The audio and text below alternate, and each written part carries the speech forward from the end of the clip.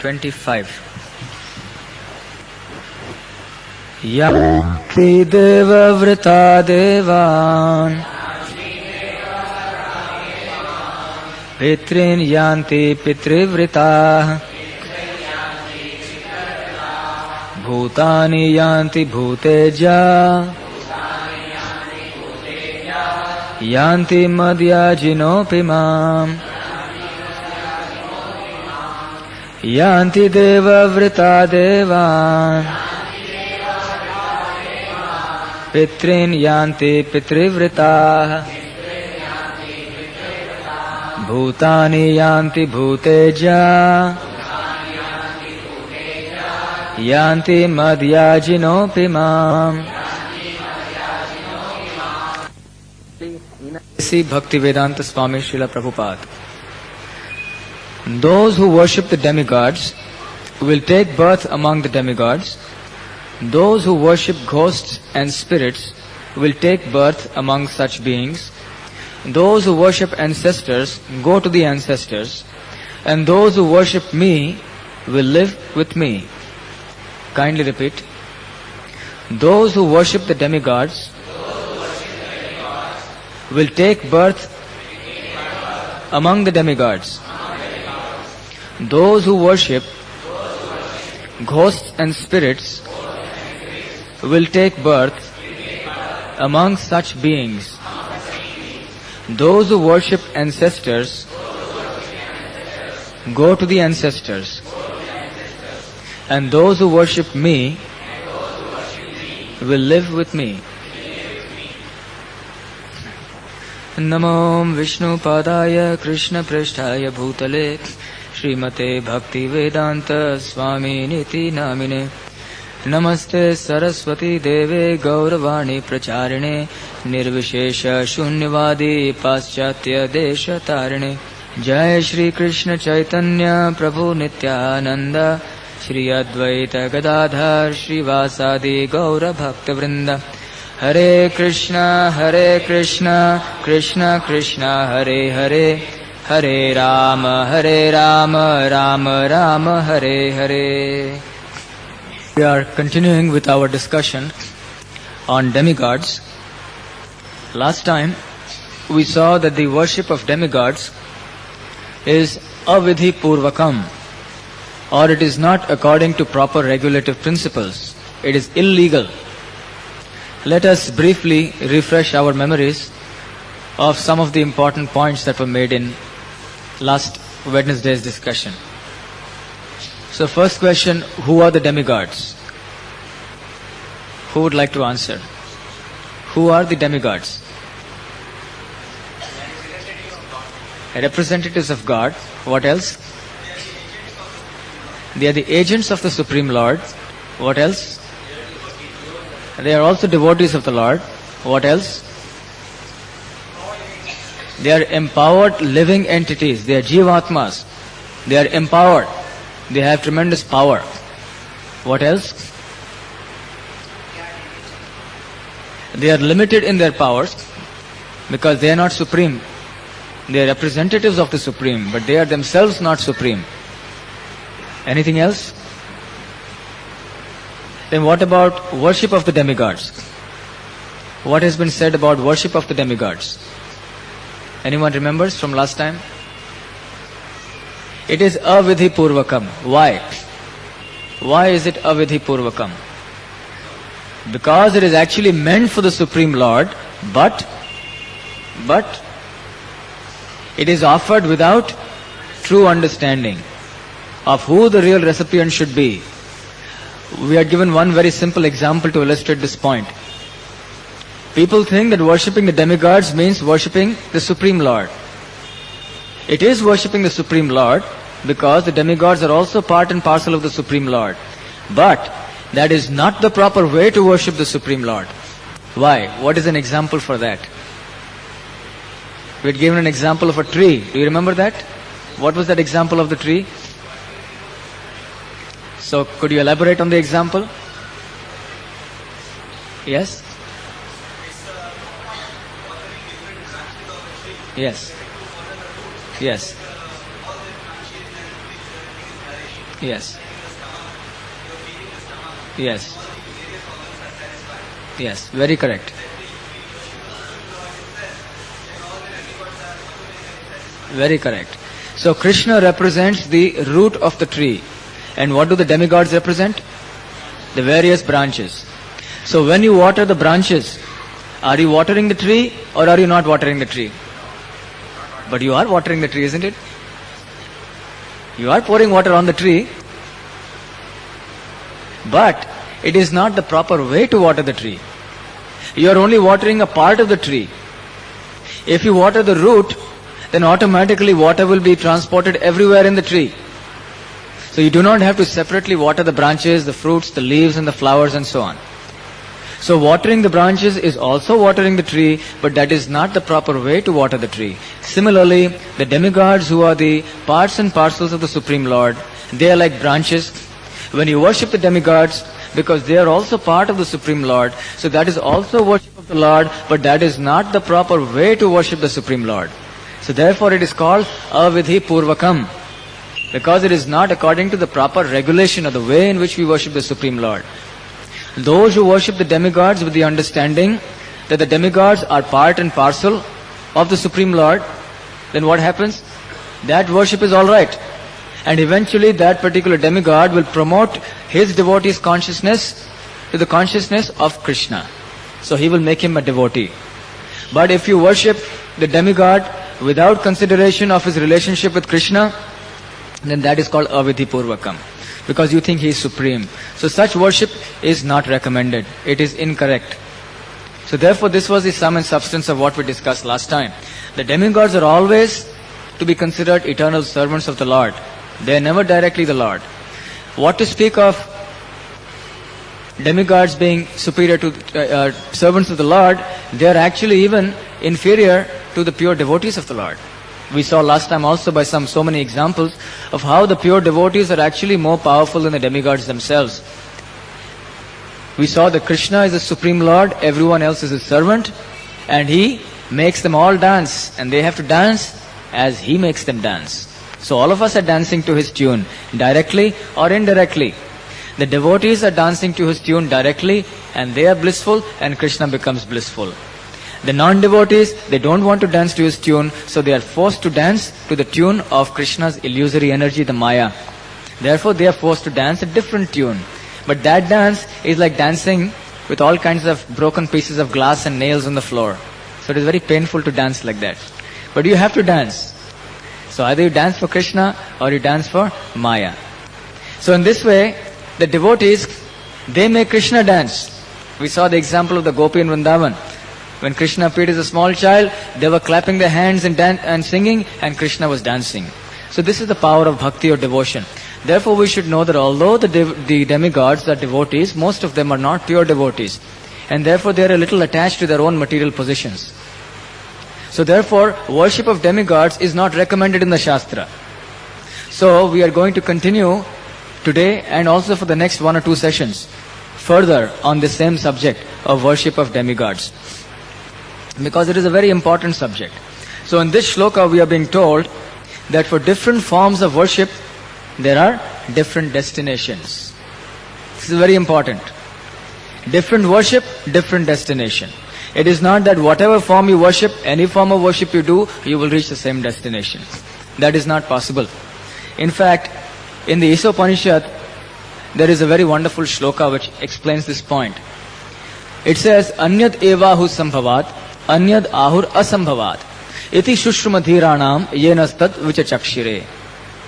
The meaning of the shloka is that by worshipping the Supreme Lord, who is the cause of all causes, one result is obtained, and by worshipping that which is not supreme, another result is obtained. All this is heard very clearly from the dhiras, the sober people, who have explained it very clearly. So what is the point being made in the shloka from the Isha Upanishad? The point is that all paths do not lead to the same goal. Very important point. If you worship the Supreme Lord, you get one result. If you worship anything else that is not supreme, you get another result, depending on what else that you are worshipping apart from the Lord. So therefore it is a very, very common misconception you find in most people. If they are following some spiritual practice, they say, after all, everything leads to the same goal. All paths are one. Ultimately the goal is one. But that is not true. Very clearly in this shloka of the Bhagavad Gita, in several other shlokas of the Gita, and also in several other places in the Vedic literatures, like the one that we quoted from the Ishopanishad, it is very clearly said that all forms of worship do not lead to the same goal. And we have to understand what is supreme and what is not supreme by hearing from the Dhiras. We have to understand these subject matters from the Dhira Purushas, who are the sober people. Who are the sober people? Sober people are one who have controlled their senses, who have understood what is their real position, who is the Supreme Lord, what is my position in respect to the Supreme Lord, and who are acting and living according to that knowledge. This is a Dhira. Srila Rupa Goswami describes or defines what is the meaning of a Dhira, a sober person. Vacho vegam manasah krodha vegam, jihva vegam udar upastha vegam. Etan vegan yo vishaheta dhiraha. First of all, he says, Vacho vegam. You must be able to control the 6 urges of the body. Veg means urges. There are various urges. You are being impelled or pushed to perform so many activities on the basis of certain pushes and pulls within us. The first one is called Vacho vegam. Vacho vegam means the push to want to speak, to keep on speaking more and more and more. People like to speak a lot. The second, Vacho vegam manasaha, the pushes and pulls of the mind. The mind is always pushing and pulling, accepting, rejecting, sankalpaha, vikalpaha. Sometimes the mind likes something, sometimes the mind dislikes that very thing, the very next moment perhaps. So we have to control the pushes and pulls of the mind. Then there is krodha vegam, the tendency to get angry when your sense gratification is interfered with. So this is krodha vegam. Vacho vegam, manasa krodha vegam, jihva vegam. Jihva vegam means the urges of the tongue.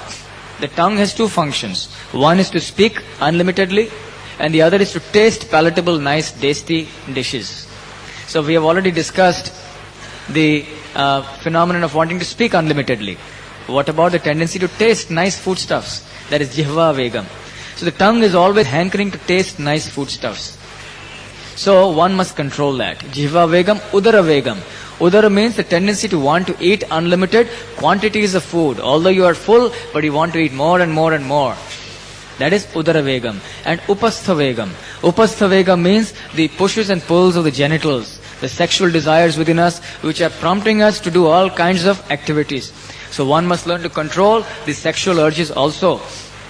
So one who has controlled these 6 desires, these 6 pushes and pulls, Shad vegam, the 6 kinds of pulls, he is called a Dhira. Etan vishaheta.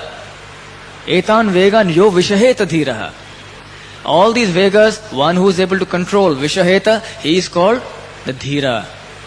And therefore, sarvam apimam prithvim sasishyat.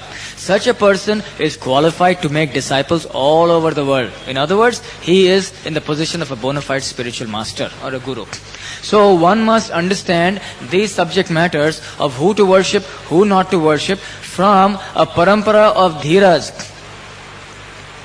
In other words, there must be a Guru Shishya parampara coming from the Supreme Lord, and that parampara must be a parampara of such Dhira Purushas. It must not be simply a parampara of family tradition. Because I've heard something in my family, therefore I will follow it. Because certain ancestors followed a particular form of worship, therefore I will follow it. It is not necessary that because something is coming in the line of our family tradition, that it is necessarily true. It may be true or it may not be true. But the idea is that it is a risk. Unless we check with the parampara of Dhir Purushas, we will not know whether what we are doing, the forms of worship that we are doing, are legitimate or not legitimate according to the Shastra. Therefore, we must be very clear in our minds about the process of worship. Usually, when people say all paths lead to the same goal, first of all, they are not even clear about what is the goal. People have hazy conceptions about what is the goal. Someone thinks this is the goal, someone thinks that is the goal.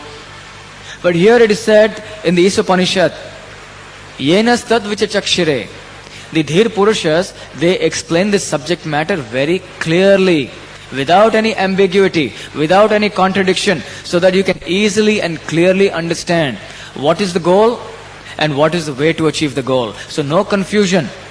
It must be very clear. But generally, people who propagate this idea that all paths lead to the same goal, all gods are one, it's all the same, such people are themselves confused. They're not very clear. So we must hear from the Dhiras who will make it clear for us.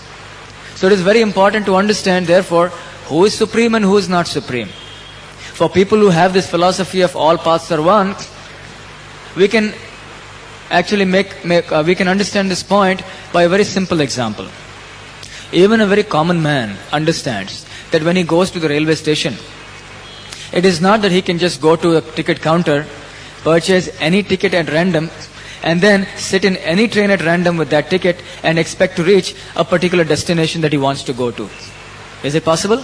Suppose you want to go to Delhi and you go to Bombay Central Railway Station, go to the counter, tell him, give me any ticket you like. You don't have the correct money. You don't even know how much money it costs to go to Delhi. You give some money, whatever ticket he wants to give you, you take. You don't even know what destination that is mentioned there. So you buy some ticket, and then whatever train is available there on the platform, when you buy the ticket, you just sit in that. So, are you going to reach Delhi? You just may, but what is the probability? It's a big risk. So therefore, we should know that all destinations, that all paths don't go to the same destination. You have to first of all know exactly where you want to go. You have to know how much price you have to pay for the ticket, and you have to know on which train you have to sit. The Vedas, they are like the ticket counter. When you go to the ticket counter, you can say there is a bona fide counter. You know what's the authorized Indian Railways counter. If you go to any other counter, there are so many touts if you go to the railway station. Somebody sitting on some table and selling some tickets, saying this is Indian Railway ticket for Rajdhani Express, then you may get cheated. Very likely you will be cheated. And it is an offense. And if you are caught, then you will be fined, maybe jailed.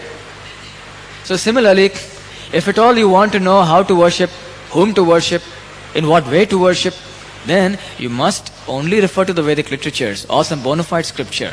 Not that you just refer to any book written by any ordinary human being, or not that you simply imagine for yourself what you want to worship and how you want to worship. No. So first of all, you must go to a bona fide ticket counter of the Indian Railways. In other words, you must only refer to Shastra and no other source except the Shastra. And once you have go to the Shastra, it's like any other ticket counter where you can buy tickets for so many destinations. Delhi, Jabalpur, Calcutta, Ahmedabad, Madras, anywhere you can go. The ticket counter, the clerk will not say, why are you going to Delhi? You should go only to Jabalpur. No. Okay, you want this? Okay, you give me the money and you can go. Similarly, Vedas are telling you, what destination do you want to go to? Different destinations are available. Different planetary systems are available here. You want to go to the Devtas planet? Okay, here is the price you have to pay. Come on, take the ticket. You want to go to the planets of the Pishachas and the ghosts? Alright, here is the ticket. This is what you have to do and this is how much you have to pay. You want to go to the planets of the Pitris of the ancestors? Here is what you have to do. And okay, the best place to go to is Krishna's abode. But you don't want to listen, so here it is. If you want to go to Krishna's abode, this is also the way and this is the price you have to pay. Sarva dharman parityajya mamekam sharanam vraja. That's the price you have to pay. So, the Veda is like a ticket counter. Whatever you like, they're fulfilling your desires. Wherever you want to go, you can go. Just buy the correct ticket from the proper counter and go. Only thing is, an intelligent person should try to understand which is the right destination to go to. But the point is at this time that there are different destinations. We have seen it is very important to understand what is supreme and not supreme. Our destination should be to approach the supreme, that which is supreme. And all other destinations, whatever they may be, will not lead us to that goal. So we have to be clear. Now, an intelligent person seeks out. Although there are many options and many destinations available in the Vedas, I must seek out that destination which leads me to the supreme goal. So who is that supreme person? How to understand? The greatest is the supreme. Once there was an individual, one man, he had a desire in his mind that he wanted to serve the greatest person. So he had a desire to serve. So he took up a master and he began to serve him. Then he found that this master was taking advice from the Gram Panchayat head. So then he said, why are you going to him for advice? Is he greater than you? So he said, yes, he is the chief of the whole village, so I am going to him. So then I will serve him because I want to serve the greatest. He says, all right, you serve him. So he went and took up employment with the Gram Panchayat chief. Then he saw that the Gram Panchayat chief every Sunday he was going somewhere. Then one day he asked him, my dear sir, where are you going every Sunday? He says, I am going to the Talukdar, the chief of the Taluka. So is he greater than you? He says, yes. So I would also like to worship him, serve him because I want to serve the greatest.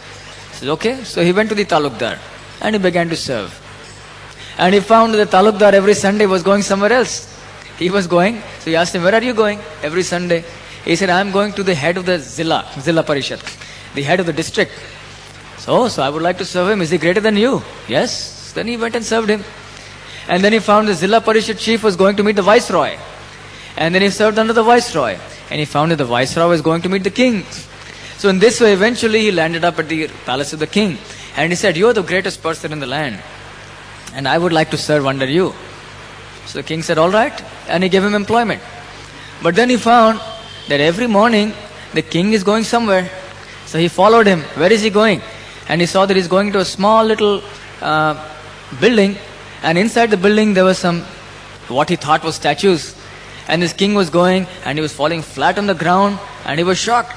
He thought the king of the land falling flat on the ground like this, folding his hands. What is all this? So when the king came back, he asked him, why are you doing this? You are the king of the land. So why are you falling flat on the ground and doing all these things? He said, I am worshipping the Supreme Lord.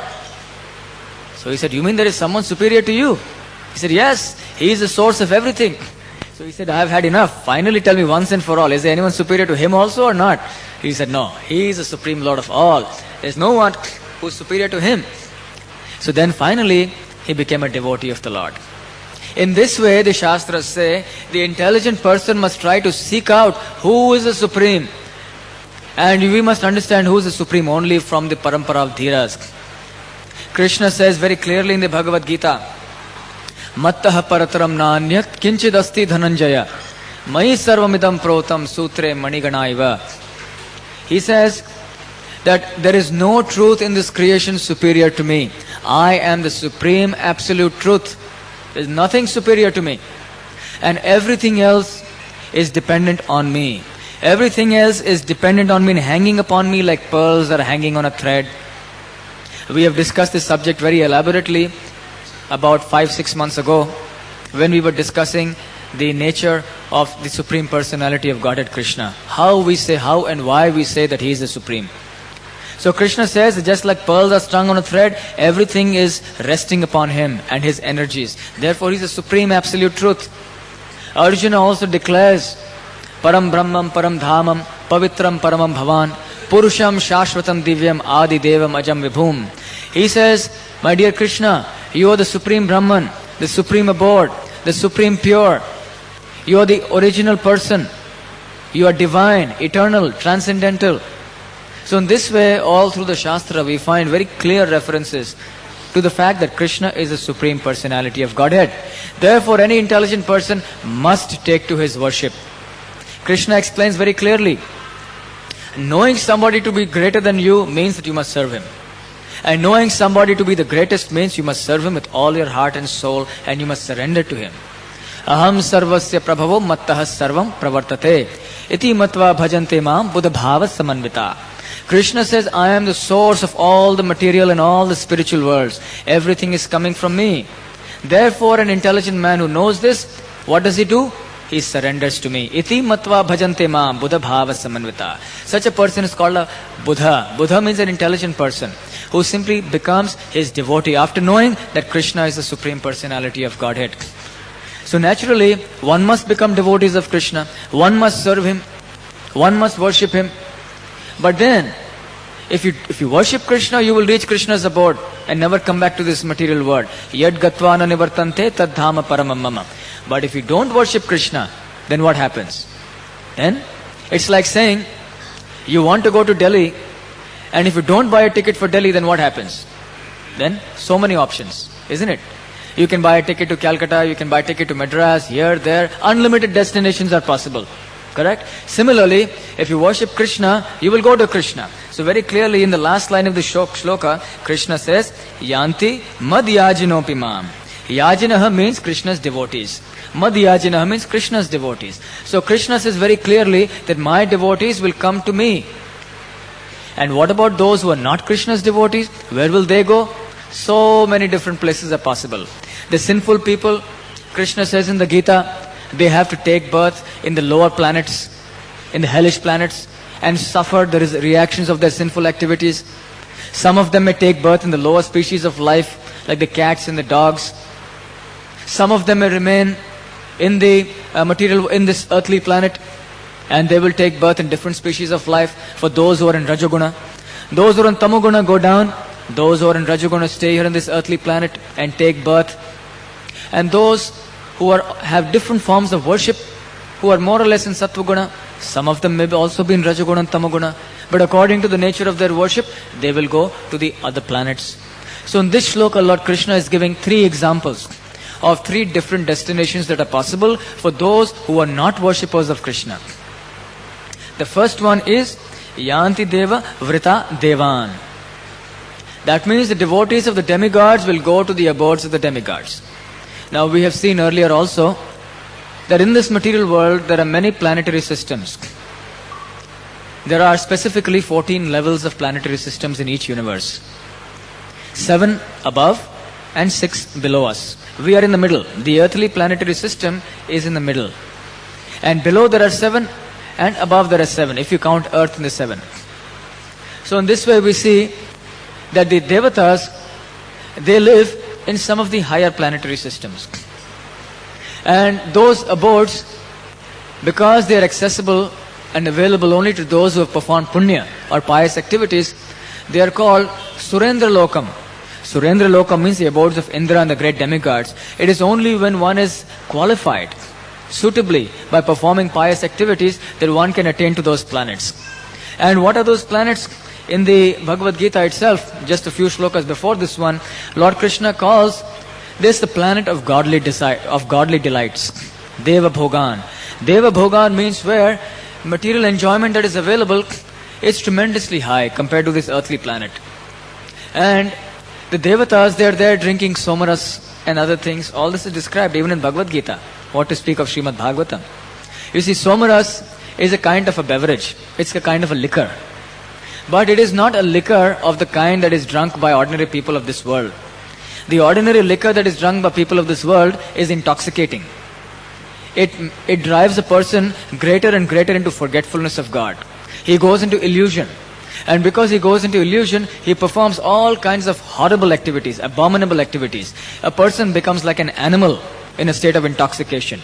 So this state of intoxication in this world drives one towards sinful activities. But the somaras that is drunk in the higher planets, that is also liquor, but that does not cause any intoxicating effect.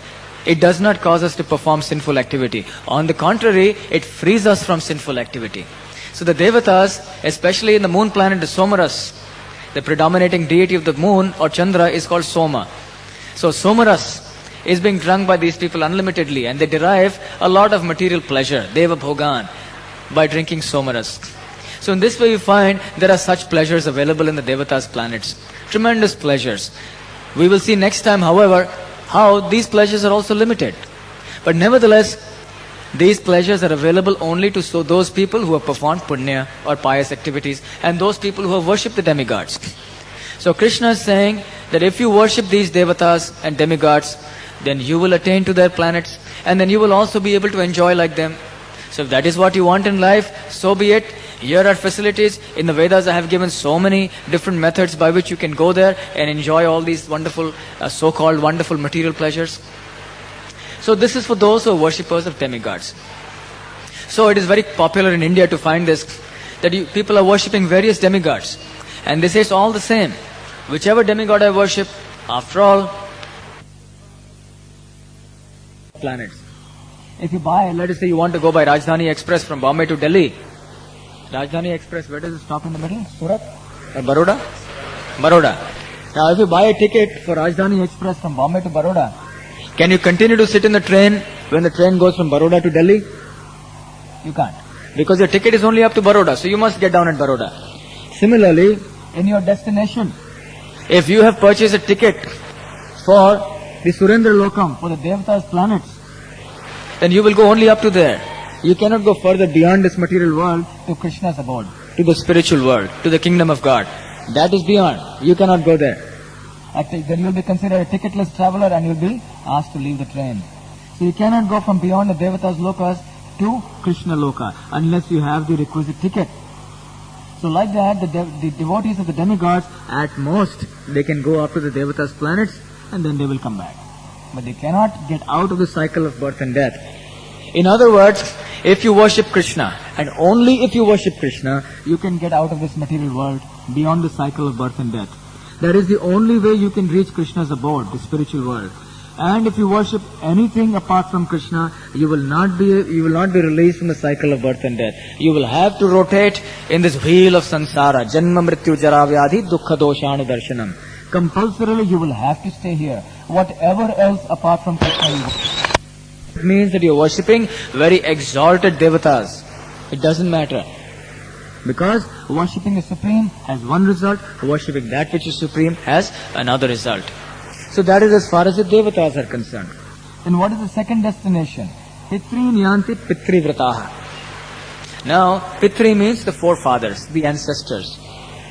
And it is very common to find that in the Karma Kanda, there is stipulation for performing pindadan to the forefathers and to the ancestors. So when you give pindadan, you are actually giving some service to your forefathers. In this world, when we come, we are indebted to many people, even to our forefathers, because without them we wouldn't be here. So, therefore one performs pinda. And there are certain oblations and so many ceremonies to be performed. So because of that, the forefathers become liberated from whatever sinful activities they may knowingly or unknowingly have performed. So to the extent one is regularly doing pinda, that is helping the forefathers wherever they are. Now you see, that is the reason people want to have a son. You may be wondering why in the Indian culture people want to have son. Why this obsession with having a son? Recently there has been a spate of kinds of operations performed where they try to detect whether it's a boy or a girl that is going to be born. And if it is a girl, then many couples, they have performed what is called amniocentesis. I think some medical people are there, they may know more about this. Where having detected by some clinical test whether it's a girl or a boy, they kill the girl because they don't want to have the girl as a child. Because then dowry problems, so many problems. And moreover, the problem that who will do pinda when I die, who will carry on my generation. So the putra, the meaning of the word putra comes from pu and tra. There is a hellish planet by the name of pu. Tra means to release from. So putra means one who is supposed to actually liberate you from the hellish planets. So he has to perform pindadan after you have died, perform shraddha, pinda and so on, and then he will liberate you wherever you are from whatever sins you may have performed. So this mentality is actually not good. It means that I will sin, then my sons, my generation, descendants will come and liberate me from that. So it is not a very nice mentality. But nevertheless, because unless one is a pure devotee of Krishna, one must always be committing some sinful activity or the other. So it is natural that we will commit some sin. So we want somebody who can release us from that. So mind you, this process doesn't help us to go back to the abode of Krishna. It doesn't help us to get out of the cycle of birth and death. It only helps us to get some temporary relief from the reactions of our sins. That's all. But nevertheless, we want at least that. So we want a putra. So therefore people say, I want a son. And to get a son, therefore, you have to perform some punya. Without performing punya, you cannot even get a son. There is a story in this regard in the Mahabharata about King Dhritarashtra. You see, King Dhritarashtra once upon a time, in one earlier life, much earlier life, he had killed the 100 baby birds of one female bird. He was a hunter, he was hunting. And in the course of hunting, he had killed these 100 baby birds. And so, as a result of his karma, what was to happen? He was to get his 100 children killed. Right? But, to get your 100 sons killed, you first of all have to have 100 sons, isn't it? And even to get one son, you have to have some punya. So to get 100 sons, you must have so much punya accumulated. But at that time, in that lifetime, Dhritarashtra did not have so much punya or pious activities accumulated. So therefore, he had to wait for 50 lifetimes. In those 50 lifetimes were generating various kinds of punya. The stock of punya in his bank account was accumulating. And after 50 lifetimes, when he had enough punya to get 100 sons, then he got the 100 sons in the next life. But then, that curse, that paap that he had done 50 lives ago, that also applied now. You see, law of karma means it doesn't mutually subtract. For whatever sins you do, you must suffer. For whatever pious activities you do, you must enjoy the results of that. It does not compensate. You cannot cancel one against the other. So because of his pious activities of over 50 lifetimes, he got 100 sons. But because he had killed those 100 birds in that earlier lifetime, so he was destined to have all his 100 sons killed while he was still living. It is considered a sign of some sinful activity in the past life to have your child killed before you die. Generally, the system is that you have to die before your children die. But if you die before, then it means that there is some karma from the previous life, some sinful activity. So anyway, the point is that to get a putra or a son, so much punya has to be done. Why so much punya? Because such a putra can do pinda and he can liberate you. Even your ancestors, your generations, descendants can do that. And therefore it is said in the Shastra that a putra who doesn't perform pinda, who doesn't perform all these things, is no better than mutra. Mutra means urine. Putra and mutra in the Shastra it is said, they come from the same place. So if a putra is not qualified enough to liberate his forefathers, then he is as good as mutra, which means he is worthless. So that is why people are hankering for a son. But however, we know from the devotional point of view, a devotee is least concerned with these things. Now, having said all these things, one must hasten to clarify that a devotee is beyond all these things. Why? A devotee is free from sin. Therefore, he doesn't need anyone to come after him to help him to get free from his sinful reactions. Because he has surrendered everything to Krishna. Therefore, Krishna says, Aham tvam sarva papebhyo mokshayishyami ma shuchaha. I will save you from sinful reactions, do not fear. So he is depending on Krishna to be free from sin. He is not dependent on his husband and wife and sons and grandsons and great-grandsons and so on and so forth. He is dependent on Krishna. And because he is Krishna's devotee, so Krishna frees him from all sinful reaction. That's number one. Number two, the devotee, because he is a worshipper of Krishna, he is freed from all other obligation. In the Srimad Bhagavatam, there is a shloka, Devarishi bhutapta nrinam pitranam na kinkaro nayam rinicha rajan.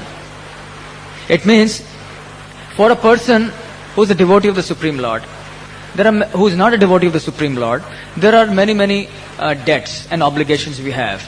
Deva, Rishi, Bhuta, Apta, Nrinam, Pitrinam. 6 kind of debts that you have when you come into this world. What is that? Number 1, Deva. We are indebted to the Devatas because they are supplying us rain, sunshine, heat, everything. Whatever natural things are under the superintendence of the demigods, who are servants of Krishna. So we are indebted to the demigods. When at the moment you are born, you are indebted. So that is the first kind of debt. Rishi. We are indebted to all the great sages of the past, who have given us so much of wonderful wisdom of how we should live in this world. Devarishi, Bhuta. Bhuta means we are indebted to all the other living entities, people at large, because we need other people. You cannot live alone. And you are receiving so many things from so many different people. So we are indebted to the people at large. Devarishi, Bhuta, Apta. Apta means your relatives and friends. You are indebted to your relatives, your mother, father, brother, sister, children, grandparents.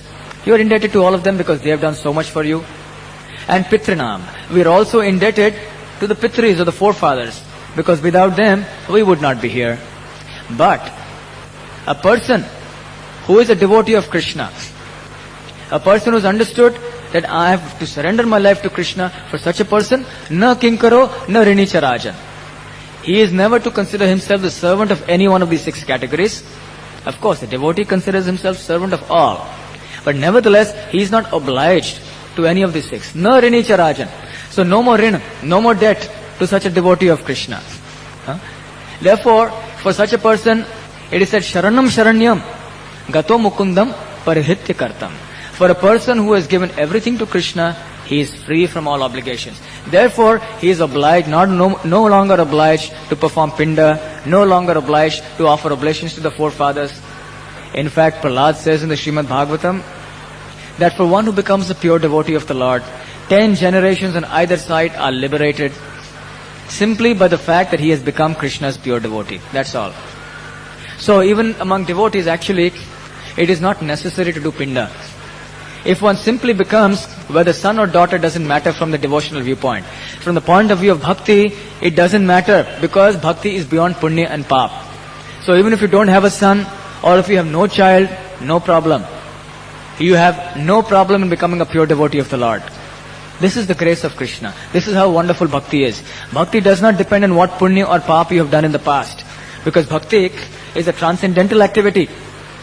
Therefore, simply by becoming Krishna's devotee, you become beyond pap and punya, and therefore you're no longer obliged to all these other mundane restrictions. So daughter or son, anyone, no problem. Father, mother, everyone can get liberated if you simply become Krishna's pure devotee. This is the wonderful thing. So in any way, if one is worshipping the Pitris, if one has not proper understanding of Krishna consciousness, and one is doing pinda, and one must do that. If one is not a devotee, it doesn't mean that one will not worship Krishna also, and one will not worship the Pitris also. We should not do both. If you're not Krishna's devotee, at least you do that. At least don't commit sin. At least do something pious. So then people offer oblations. So for such people who are very devout to their parents, their grandparents, and to the forefathers who are regularly offering pinda, there is one destination. What is that? That is called Pitriloka. So you can go to the planet called Pitriloka and enjoy. Because you have performed so much service to your forefathers. And there you can enjoy, and you will also rest assured that your descendants will also offer you pinda, because you have done that good karma. But nevertheless, you will not attain Krishna. Very often people complain that worship of parents or worship of family or worship of grandparents, that is worship of God. Where does Krishna say like that? Krishna says, worship of forefathers and worship of family, you will go to Pitriloka. If you worship me, you will come to me. It is not the same. Very often they give the example of Pundarik. That Pundarik, he worshipped his parents when in fact he wanted to worship Krishna, and Krishna told him, you go and worship your parents. So he went and worshipped his parents. And then when Krishna came, he actually neglected him. And so we have the temple at Pandharpur, the Vitthal deity at Pandharpur. But we must know two things here. One, we are not saying that we should not serve the parents, first of all, or the family. We should. But such service must be linked to the understanding that they are also parts and parcels of Krishna. And my goal in life is to make them devotees also. We must serve them with that consciousness. Not simply that they are my mother and father, my brother, sister, husband, wife. In so many lifetimes we had so many husbands, wives, mothers, fathers, sisters. We have served all of them. Have we attained perfection simply because we served our family? So service to family may be done, but it must be done in the proper consciousness that they are also Krishna's. They are not mine. They are also Krishna's property. And I must look after them nicely as a trustee on behalf of Krishna. And I must also make them Krishna's devotees. I must give them the real welfare, the real benefit, and send them to Krishna's abode. In that consciousness, the family should be worshipped. Secondly, as far as Pundarik was concerned, Krishna personally came and told him that you must worship. So if Krishna personally comes and tells us, then we can also do. And third, Pundarik's parents were great devotees of the Lord. They were not ordinary people. So therefore serving the parents was also service to Krishna, because he was serving Krishna's devotees. And in the Shastra it is said that if you are serving Krishna's devotees, you are serving Krishna in a better way. So for all these reasons we should know that simply worshipping forefathers and relatives and family members will not help us. It will take us to a separate destination. And finally, Krishna says a third destination. Bhutani yanti bhuteja. Those who worship Bhut. Bhut means ghosts. Ghosts, spirits. They will attain a different destination. They also have their own planets. Now there are various ghostly beings in this universe also. The various ghostly beings are called Yakshas, Rakshasas, Pishachas, and so on and so forth. Everyone probably has some experience of either directly or you've heard of somebody else having an experience with some ghosts or so on and so forth. Especially children are very fond of narrating all these stories of ghosts and so on and so forth. So it is a fact that there are ghosts. And these ghosts, they reside in the planets, the upper planetary systems, where they have their own kind of lifestyle. The yakshas, they are basically mysterious spirits that roam around in fields and forests. The rakshasas, they are also demoniac spirits who wander at night, and sometimes they take up the form of a dog or an owl or a vulture or a dwarf, and they roam around like that. And then there are the pishachas. The pishachas are also demoniac spirits, and these pishachas, they eat flesh, they possess people's bodies, they also haunt various crematorium grounds, and they associate with other similar pishachas and ghostly bodies. So you have heard of so many cases of people being possessed, isn't it? So usually it is the pishachas who possess, they are evil spirits who possess in this way. So there are people who perform various kinds of black magic, tantra, isn't it? You have heard of such worship? But such worship is in the mode of ignorance. It is not proper worship. That is not to be considered real worship. And we should not think by worshipping like this, we will attain to Krishna's abode. That is not possible. If you worship in the bhuta, preta, pishacha, rakshasa, yakshas, then you will attain to their abode, and we will also become like them. So we will also become pishacha in our next life, rakshasa, whatever you want. And we can also drink blood, we can also eat flesh. So therefore you see the people who are worshipping like this, they are very much steeped in the mode of ignorance. And they perform very, very horrible tapasyas, very, very ghastly kinds of forms of worship they have. You may have seen, especially some of the tantrics, they do very ghastly forms of worship. So they will go to such abodes. But the form of worship that takes us to Krishna's abode is very sublime. Very much not only in the mode of goodness, but transcendental to the mode of goodness. And that is bhakti. So by worshipping Krishna by this sublime process, we go to Krishna's abode. So if you worship all these other living entities, then you will go either to the Devatas planets, or you will go to the planets of the forefathers, or you will go to the planet of the Yakshas, Pishachas and so on. So if you want to go to Krishna's abode and get free from the cycle of birth and death, then the sublime process for this Kali Yuga is Hare Krishna, Krishna Krishna, Hare Hare, Hare Ram, Ram Ram, Hare Hare. So in Kali Yuga, the principal process for worshipping Krishna is to chant His holy names regularly, every day. Just see, sometimes the worship of the Devatas, they are so much strong, they are so dedicated in their worship of Devatas. They are very obstinate. So we should be similarly obstinate in our worship of Krishna. We should be very regular, we should be very disciplined, and then we are guaranteed that we will reach Krishna's abode. So the chanting of Krishna's names is the prescribed process in this age. And along with chanting of Krishna's names, we must know that association of devotees is of paramount importance. Without being with Krishna's devotees, we cannot chant Krishna's names. So regular satsang is of utmost importance. So kindly do try to come for satsang as much as possible. As much as possible means as much as possible. Not that whenever I find time. In other words, as much as possible means that you have to find time. You have to create time.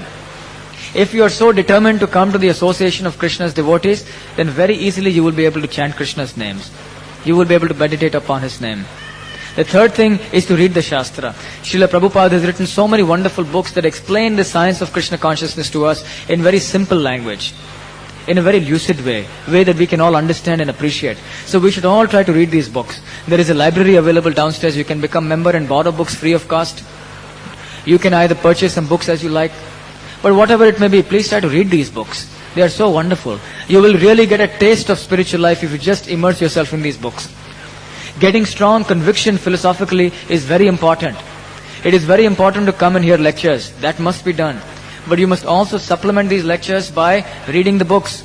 There are also so many cassettes available in the library. Kindly do take them, borrow them, hear them. And also you can progress in this way. And offer all your foodstuffs to Krishna, not to the Devatas. Offer foodstuffs to Krishna.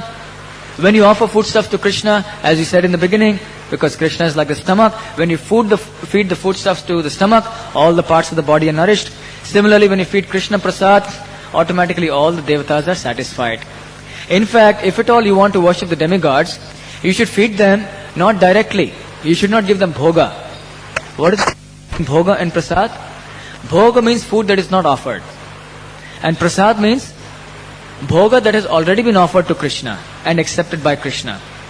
So you should not offer bhoga to the demigods. You should offer Krishna's prasad to the demigods. Then they will be happy. Because after all, demigods are also his devotees. Devotees like to accept prasad, isn't it? So when you give Krishna's prasad to the demigods, then that is very good. That is perfect. So in this way you offer your bhoga to Krishna. Whatever you cook in the house, try to make it free from onion and garlic. Because onion and garlic are in the modes of passion. They agitate the mind. They cannot give you peace of mind. They cannot bring you in the mode of goodness. Unless you are in the mode of goodness, you cannot worship Krishna. You can worship the devatas, you can worship the pitris, you can worship the bhutas and pretas. But to come to Krishna, you have to be pure. To become pure, not only must you give up meat, fish, eggs and all these things, but you must also try to give up all other forms of foods that are very passion producing. Onion, garlic, all forms of very spicy foods. These things also should be given up because they are not good for our Krishna consciousness. So pure sattvic vegetarian food offer to Krishna and accept and feed your family, feed your friends and go back to Krishna's abode. And then side by side, please try to follow these 4 regulative principles. No meat eating, that is no non-vegetarian foodstuffs.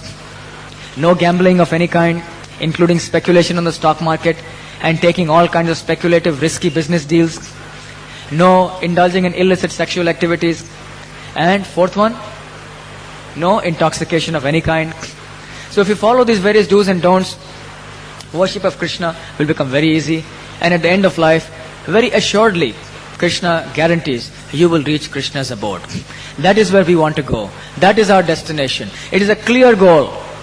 Not like the confused goal that most people in the world have. We may go here also, there also. No. Our destination is very clear. We want to go to Krishna's abode. And our process is also very clear. Chant Hare Krishna and go to Krishna's abode. Hare Krishna. So we will now have darshan and kirtan.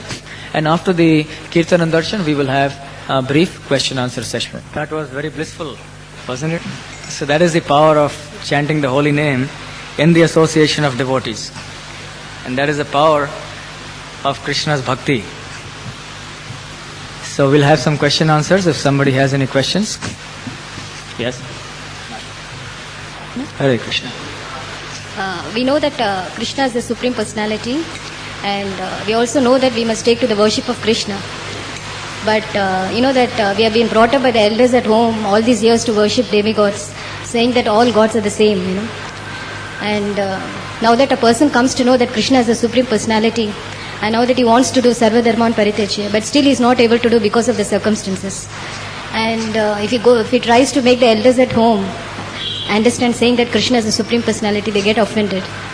In fact, most of the people think that Krishna is an avatar of Vishnu and Vishnu is superior to Krishna. So, in that case, he'll have to worship demigods. So my question is, if a person worships demigods without any desire, keeping Krishna at the center, then what will happen to that? Well, what you are speaking about is a very common situation in India. That is why we are spending 3 to 4 lectures only on demigods, because it is such an important subject in India. In other countries, they don't know so much what is demigods. So yes, it is a very practical problem in many Indian households where it is not a parampara of dhiras. It is simply a parampara of family tradition coming down, and whatever by chance happens to be in the family tradition, one is expected to worship according to that, irrespective of whether that is ratified by Guru, Sadhu, Shastra or not. So if the family members and relatives are willing to accept this pure, sublime philosophy of the Bhagavad Gita, then that is well and good. That may be in rare cases. If the family is allowing those who are practicing this to do it without interfering, that is also good. So long as they allow you to do your worship and they can do theirs, that's also all right. But if somehow there is pressure to worship demigods, then all right. One may worship demigod, give them respect. After all, they are Krishna's devotees and they are Krishna's very powerful representatives. We should never criticize demigods. We should never disrespect demigods. But very clearly we should have the understanding that they are still not the supreme. So if the circumstances are such, then you may certainly offer respect to demigods. There is no harm. But at the same time you should know who is your ultimate worshipable object. that is Sri Krishna. There should be no compromise with that. And as far as offering respects to demigods as a practical circumstantial situation in your situation, anybody's situation, one may do that. But at the same time, by various tricks, one must try to get everybody to become a devotee. Transcendental tricks, by divine tricks. What is the best transcendental trick? Give them Krishna's prasad. Offer whatever you cook at home to Krishna and feed everybody Krishna prasad. With the power of Krishna prasad, everyone's heart will be changed. And somehow or the other, if they can meet devotees and hear the holy name, then slowly, slowly the heart will get pure, the heart will become soft, and they will also become Krishna's devotees. Right? Yes? It is said that when a person dies, he is reborn. He may be reborn as an animal, human being, or any other living being. And it is also said that when a person worships ancestors, he goes to the abode of ancestors. So, do ancestors have a fixed abode? No. This is also another common conception. When we speak of Pitriloka, we are not speaking of the abodes where the ancestors reside. We are speaking about the abode where those who worship the ancestors go. Just like if you worship the Devatas, you go to the abode where the Devatas reside. But here the ancestors are not in one place. The ancestors are at various places according to their karma, isn't it? But the person who worships the ancestors by offering pinda and regular oblations, then that person, because he is performing this punya, therefore he is eligible to being elevated to the Pitriloka planet. So the worshippers go to Pitriloka, not the Pitris. What is the position of Vishnu? Is Vishnu considered to be a demigod or an expansion of the Supreme Personality himself? Vishnu is not considered to be a demigod. He is directly the Supreme Lord. He is an expansion of the Supreme Lord. So he is certainly not a Jivatma. He is a Vishnu Tattva. There are categories of expansions of Krishna. We are called the Jiva Tattva expansions of Krishna. We are Jivatmas, tiny insignificant parts of Krishna. But Vishnu is a portion of the portion of Krishna. He is called Vishnu Tattva. All the various avatars of Krishna, Vishnu, Narayan, Matsya, Varaha, Narsingadev, they are all Vishnu Tattvas. So Vishnu is also in that category of Vishnu Tattva. So he is not to be considered like a demigod. Although he does appear in the trinity of Vishnu, Shiva and Brahma. He does appear in that. And therefore he is considered commonly by people to be a demigod. That he is just one of the three. And all these three are sometimes considered to be equal. But they are not equal. Brahma is a Jivatma, usually. Vishnu is a Vishnu Tattva. And Shiva has his own category called Shiva Tattva. He is neither a Jiva Tattva nor he is a Vishnu Tattva. But of course that is not subject for today's discussion. But nevertheless all these three of the Trinity have their own separate respective positions. But people in general, they confuse all three to be the same. It's all the same. Would it be in keeping with Krishna consciousness? Very much, no doubt. It is also, therefore we are called Vaishnavas. It's our name, of course, we are not called Krishnavas. But ultimately we know that Krishna is the original Vishnu. So we can worship directly Krishna. That is still better. Because Krishna is the original Vishnu. And as far as Ram is concerned, Ram is also Vishnu Tattva. Ram is also the portion of the Supreme Lord. So worship of Ram. Ram has got his own planet in the spiritual world. Similarly, there are so many 400 expansions of Krishna in the spiritual world. And each planet in the spiritual world has one predominating deity who is an expansion of Krishna. Pradyumna, Vasudeva, Niruddha, Trivikram, Upendra, like that. So many of them. Alcohol is drink by the earth people. And when that somras is drink by the Swargala people or Yes. demigods. Yes. The property of the substance is as it is, as we understood. Like sugar taste is sweet. So whether this somras is like alcohol, is it like alcohol?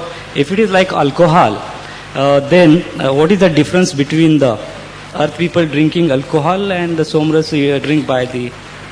It is considered a liquor, but it is not like the liquor of this world.